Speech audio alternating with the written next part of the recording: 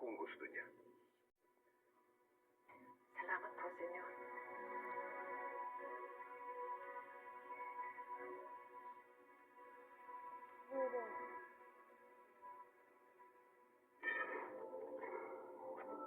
Sir Pablo, ito na yung titulo at deed of sale.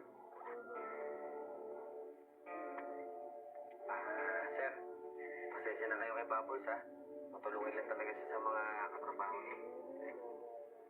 Sir, paano? Close deal na tayo, ha?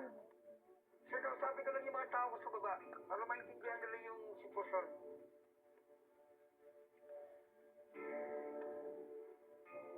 Sige po. Yes, sir.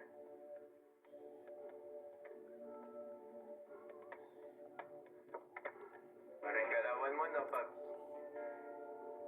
Labas ka ng 50 million para naman ako si Bubbles. Yung unang beses ko pa lang siya nakita, nanginginig na yung laman ko, eh. Kaya di talaga ako papayag na hindi ko siya makuha.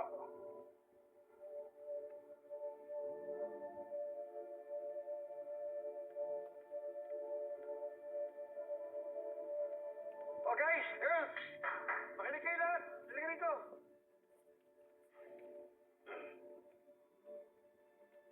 O, kumpleto na ba tayo?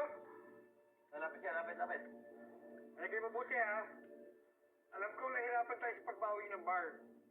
Pero, mula ngayong araw na to, hindi na ako magiging boss nyo. Si Sir Pablo na. Ha? Boss, di ba't kayo pumayag? Jerry, hindi ko matagyan yung anak sa akin ni Sir Pablo. Tsaka negosyante ako, eh. Di ba? Sana maintindihan nyo. Tsaka ako pa naman ang magiging manager nyo, eh. Oh. Ako naman ang assistant manager niyo. Tama. Kaya huwag kayong mag-alala, okay? Walang magbabago. Yung may-ari lang ang magbabago. Pero yung pagpapatakbo lang sa bar na to, pareho pa rin. Ina, gusto ko sipagan niyo mabuti. Huwag niyo ko papaya kay Sir Pablo. Tsaka, Takol, balik ka na lang sa trabaho sa